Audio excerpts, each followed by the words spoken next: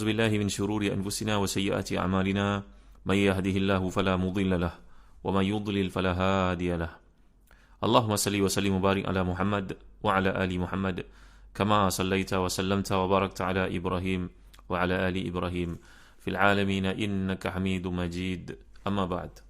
Muslim-muslimat rahmati dan dikasihi sekalian, kita masih lagi membincangkan ayat yang ke-45, 46. InsyaAllah kita akan masuk 47, 48 dan 49 dengan izin Allah SWT.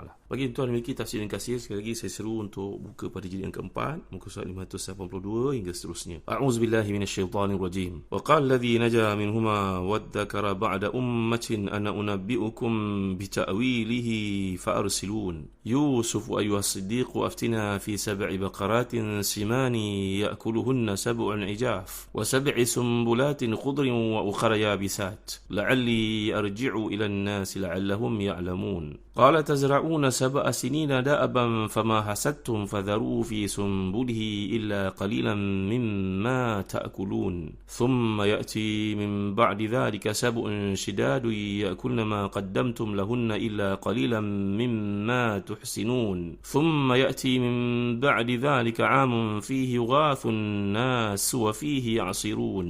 صدق الله العظيم. Dan berkatalah orang yang selamat di antara mereka berdua dan teringat kepada Yusuf sesudah beberapa waktu lamanya, aku akan menceritakan kepadamu tentang orang yang pandai mentadbirkan mimpi itu. Maka utuslah aku kepadanya. Setelah pelayan itu berjumpa dengan Yusuf, dia berseru, Yusuf, hai orang yang amat dipercayai, terangkanlah kepada kami tentang 7 ekor lembu yang gemuk-gemuk yang dimakan oleh 7 ekor lembu betina yang kurus-kurus, dan 7 butir gandum yang hijau, dan 7 lainnya yang kering, agar aku kembali kepada orang ramai itu, agar mereka mengetahui. Yusuf AS berkata, supaya kamu bertanam 7 tahun lamanya sebagaimana biasa, maka apa yang kamu tuai hendaklah kamu biarkan ditangkainya kecuali sedikit sahaja untuk dimakan. Kemudian sudah itu akan datang 7 tahun yang amat sulit, yang menghabiskan apa sahaja yang kamu simpan untuk menghadapinya, tahun kesukaran, kecuali sedikit dari benih gandum yang akan kamu simpan. Kemudian setelah itu akan datang tahun yang padanya manusia diberi hujan dengan mencukupi, dan di masa itu mereka memerah anggur. Jadi pada masa itulah orang yang selamat yang telah saya ceritakan kepada tuan-tuan dalam tafsir-tafsir. Lalu tafsir menyebut, contohnya Ibn Ashur, bahawa bila raja mengumpulkan orang-orang kenamaan dan adalah As-Saqi ataupun Asy-Syarabi yang bawa air itu hadir bersama-sama, barulah dia mendengar apa yang raja katakan itu, meminta kepada raja untuk berjumpa, untuk membawa Yusuf AS tampil membantu mereka dalam mimpi yang menimbulkan suasana di hati raja itu, suasana tidak tenang. Maka dia berkata, utuskan aku kepadanya. Maksudnya utuskan aku kepada Yusuf yang terpercaya itu, yang sekarang berada di penjara. Maka mereka pun mengutusnya ke penjara, dan sampainya di sana dia berkata, Yusuf ayyuhas siddiq, Yusuf yang sangat dipercayai. Ini bahasa Arab. Kalau kita lihat perkataan yang Siddiq ini dalam Mufradat Gharibil Quran, contohnya oleh Ibn Qutaybah, tafsir Gharibil Quran, mengatakan perkataan Siddiq yang digunakan oleh Allah SWT ni atau wazan fi'il. Jadi fi'il ini merujuk kepada satu bentuk kata-kata yang banyaknya sifat tersebut ada pada ini, idza kathura dzalika minhu. Samalah macam dalam bahasa Arab sebut orang yang kuat minum dipanggil syirib, dari perkataan syarib jadi syirib. Kalau orang fasik, dia melakukan dosa besar, mungkin melakukannya 2-3 kali, tapi kalau terlalu banyak melakukan buatan yang fasik itu dipanggil fisik. Kalau mabuk tu mungkin mabuk dalam sekali-sekala, sakran. Tapi bila dah banyak sangat, melakukannya berturut-turut tanpa henti, tanpa malu, dipanggil sikir. Ini bahasa Arab punya kaedah. Kata Ibn Qutaybah dalam kitabnya Tafsir Ghalil Quran, iaitu perkataan Siddiq merujuk kepada kathura as-sidqu minhu, maknanya perkataan, perbuatan ataupun tabiat ataupun kualiti sifat Siddiq itu mendarah daging dalam diri Yusuf ini. Selama pengalaman mereka dalam penjara dapat lihat kehebatan yang ada pada Nabi Yusuf AS. Itu sebab dalam hadis, tuan-tuan, kita ni kena berusaha untuk menjadi orang yang bercakap benar. Kerana dalam hadis mengatakan, dalam hadis yang sahih, la yazalu rajulu yasduqu hatta yutaba 'indallahi siddiqan. Kalau kita ni bercakap benar, maka lama-kelamaan orang tengok muka kita pun muka yang benar. Tapi kalau kita kerap bercakap bohong, pada muka kita pun orang akan lihat pembohongan. Jadi dalam perkataan yang digunakan oleh Quran di sini, wahai yang sangat dipercayai, Yusuf wa as-siddiq, Yusuf yang sangat dipercayai. Maka tentu saja hati si lelaki ini yang datang jumpa Nabi Yusuf diliputi perasaan risau dan malu. Betapa tidak, Sama dia penjara, dibantu oleh Nabi Yusuf untuk menguraikan mimpinya, mentakwil mimpinya, sehingga terbukti kebenarannya. Pesan Nabi Yusuf untuk disampaikan kepada raja itu pun dia boleh terlupa. Malunya dia. Untuk itu, bila bertemu dengan Yusuf, dia menampakkan rasa keramahan dan kedekatan, maka digunakan perkataan Yusuf wa huwa siddiq. Nah, atasi perasaan rasa resah dan malu ni tadi, maka beliau menggunakan perkataan Yusuf dengan memanggilnya dengan panggilan wahai Yusuf, yang kami mengakui kebenarannya, wahai orang yang amat dan juga bersikap dengan kebenaran sentiasa. Tengok ini uslub Quran ketika menceritakan satu perkara yang di latar belakangnya ada perasaan malu, rasa risau, rasa segan. Jadi terangkanlah kepada kami tentang 7 ekor lembu betina yang gemuk-gemuk yang dilihat oleh raja dalam mimpinya, dimakan oleh 7 ekor lembu betina yang kurus-kurus dan 7 butir gandum yang hijau, 7 tangkai yang lain kering. Semoga aku dapat kembali segera kepada orang itu untuk membawa mimpi. Kiranya mereka mengetahui bahawa engkau sungguh pandai dalam takwil mimpi. Jadi, tuan-tuan rahmati dan dikasihi sekalian, la'alli, ini bahasa yang digunakan dalam ayat ini tadi. La'alli agaknya sengaja diucapkan oleh penanya ni tadi sampai memenuhi etika perbincangan dengan orang yang dihormati. Dia juga untuk menampakkan penyesalan atas kejadian yang mana dia tidak sempat menyampaikan pesan Nabi Yusuf kepada raja. Tak mustahil juga kata ni mendorong Nabi Yusuf untuk segera menyampaikan jawapannya, kerana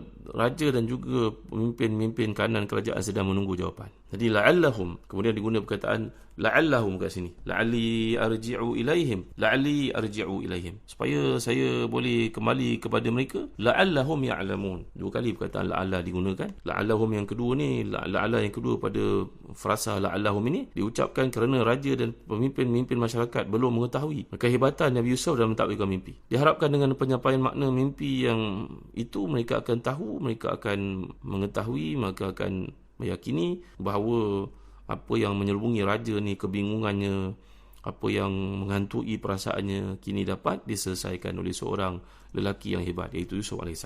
Mendengar pertanyaan yang diajukan oleh di atas nama raja dan juga pemimpin-pemimpin masyarakat itu, langsung terus saja Nabi Yusuf berkata, seakan-akan sedang berdialog dengan mereka semua. Kerana itu baginda menggunakan bentuk jamak. Dalam ayat ni dapat kita perhatikan, terus Nabi Yusuf mengatakan tazra'una sab'a sinina da'aba. Terus mengatakan bahawa hendaklah kamu semua bercucuk tanam terus-menerus 7 tahun, iaitu dengan memperhatikan keadaan cuaca, jenis tanaman, mungkin benihnya, pengairan dan sebagainya. 7 tahun dengan bersungguh-sungguh. Maka apa yang kamu tuai daripada hasil sepanjang masa itu hendaklah kamu biarkan dalam tangkainya agar dia tidak rosak. Kerana biasanya gandum di negara Mesir hanya bertahan 2 tahun saja, kata Abu Hayyan dalam tafsirnya Al-Bahrul Muhit. Kecuali sedikit saja yang tidak perlu kamu simpan dan biarkan dalam tangkainya itu kamu perlukan untuk dimakan. Kemudian sesudah masa 7 tahun itu akan datang 7 tahun kemarau yang berlanjutan. Semua negara akan mengalami kemarau, dan pada masa itulah kamu ada simpanan yang cukup untuk menghadapinya. Jadi simpanan yang ada dalam tangkai itu untuk mengalami atau menghadapi tahun-tahun yang sukar itu, inilah yang dimaksudkan dengan 7 gandum yang kering, 7 tangkai gandum yang kering. Maka itulah yang kamu simpan pada waktu kamu simpan yang dituai itu, pada waktu itulah masanya untuk dimakan. Itulah takwil mimpi raja. Lebih lanjut lagi Nabi Yusuf menerangkan, kemudian setelah datang musim kemarau selama 7 tahun itu, maka akan datang musim hujan. Mereka akan kembali hidup sejahtera, dan begitulah terus-menerus keadaan mereka, dan akan diberi dengan berbagai nikmat yang digunakan oleh Allah dalam perkataan di sini surut majaznya, wa fihi ya'sirun. Pada waktu itulah kamu akan makan, kamu akan minum, menikmati apa sahaja yang kamu perah. Yang perah dimaksudkan sini ada khamsa ta'wilat, kata Imam Al-Mawardi yang tafsirnya. Sama ada memerah anggur, memerah zaitun, buah-buahan, ataupun memerah susu binatang, ataupun pada masa itu turunnya hujan yang banyak mengalir sungai, ataupun perkataan ya'sirun itu juga merujuk kepada usrah. Usrah ni maknanya keselamatan, iaitu tuslimun, kamu selamat. Kemudian juga merujuk kepada ya'sirun ni, kayanya bahasa Arab, dikatakan oleh Imam Mawardi yang tafsir Nukat Uyun.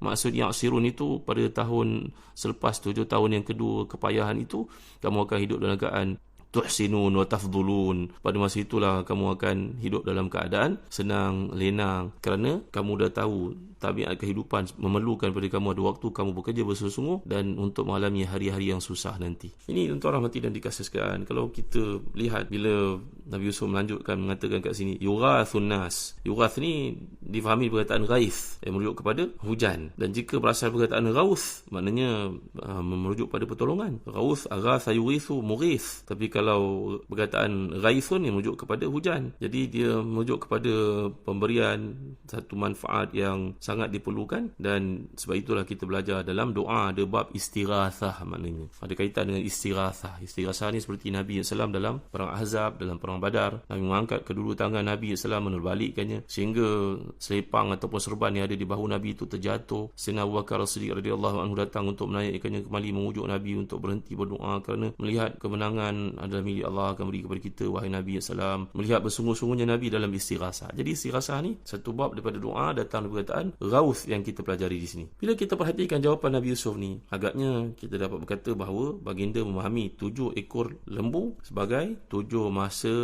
atau 7 tahun dalam pertanian, dalam bertani. Boleh jadi kerana lembu digunakan untuk tujuan membajak. Gemuknya lembu adalah merujuk kepada kesuburan. Sebaliknya kalau sebut lembu yang kurus, maka yang merujuk kepada kesusahan. Tak ada susu untuk diperah, tak kuat untuk membajak tanah. Kemudian tangkai gandum itu lambang menunjuk kepada satu yang tersedia. Jadi setiap tangkai gandum itu merujuk kepada bilangan masa seperti tahun contohnya. Jadi mimpi raja ni merupakan satu anugerah Allah SWT kepada masyarakat Mesir pada masa itu. Boleh jadi kerana raja ini berlaku adil walaupun dia tidak mempercayai keesaan Allah SWT. Sebab itu Syekhul Islam berkata, di mana saja ada keadilan ditegakkan, maka keberkatan ataupun prosperity akan berlaku walaupun pemimpinnya kafir. Sebaliknya bila tiada keadilan, maka walaupun pemimpin itu Muslim, mukmin, ia menjemput kemurkaan Allah dan ketiadaan keberkatan sebenarnya. Jadi tuan-tuan rahmati dan dikasihkan, memahami ayat ke-49 ini sebagai satu informasi tentang apa yang bakal terjadi sesudah 7 tahun yang sulit, yang sukar. Jadi dalam arti kata, jika 7 tahun yang sukar itu telah berlalu, maka keadaan akan pulih seperti biasa dan tak perlu lagi ikat perut, membanting tulang dalam bekerja ataupun kena menyimpan hasil seperti berlaku pada 7 tahun yang pertama, kerana keadaan normal telah berlaku. Jadi kata setengah ahli tafsir, mimpi raja ni disebut kata 7 bagi menunjukkan bahawa bilangan tangkai, bahawa selepas 7 tahun itu keadaan akan berjalan normal, bukan seperti 7 tahun dalam kesenangan, dalam kemewahan, dalam kesuburan, dan 7 tahun dalam kepayahan. Baik, muslim-muslim rahmati dan dikasihi sekalian. Kemudian bila datang ayat yang berikutnya, pada ayat yang ke-50 dapat kita lihat, a'udzubillahi minasyaitanirrajim. Muka ayat muka surat 586, tafsir Ibn Katsir jilid ke-4 masih lagi. Wa qala al-maliku tuni bih. Wa qala al-maliku tuni bih. Falamma ja'ahu ar-rasulu qala irji' ila rabbik fas'alhu ma balu niswati allati qatta'na aydiyahun inna rabbi bikaydihin alim. Sadaqallahul azim. Raja berkata, bawalah dia kepadaku. Maka tak kala utusan itu datang kepada Yusuf, berkatalah Yusuf AS, kembalilah kepada tuanmu dan tanyakan kepadanya, bagaimana halnya wanita-wanita yang telah melukai tangannya. Sesungguhnya Tuhanku maha mengetahui tipu daya mereka. InsyaAllah dalam kuliah akan datang, saya akan huraikan kepada tuan-tuan apakah tindakan Nabi Yusuf selepas takwilan mimpi itu sampai kepada raja. Gembiranya raja bukan kepalang. Ia ternyata sedari dengan satu yang melintas dalam fikirannya terhadap takbir mimpi itu, menepati satu yang logik akal berkata demikian. Maka si raja pun tak boleh lagi minta supaya Yusuf dibawa kepadanya. Tapi apakah tindakan Nabi Yusuf bila dipanggil? Adakah beliau datang terus ataupun menangguhkan kedatangannya? Kenapa menangguhkan kedatangannya? Sedangkan itu waktu untuk beliau menjadi baginda, menjadi merdeka semula. InsyaAllah jawapannya akan saya uraikan dalam kuliah akan datang. Wallahu a'lam wa sallallahu ala sayyidina Muhammad wa ala alihi wa sahbihi wa baraka wa sallam. Walhamdulillahi rabbil alamin wa barakallahu fikum. Wassalamu alaikum warahmatullahi wabarakatuh.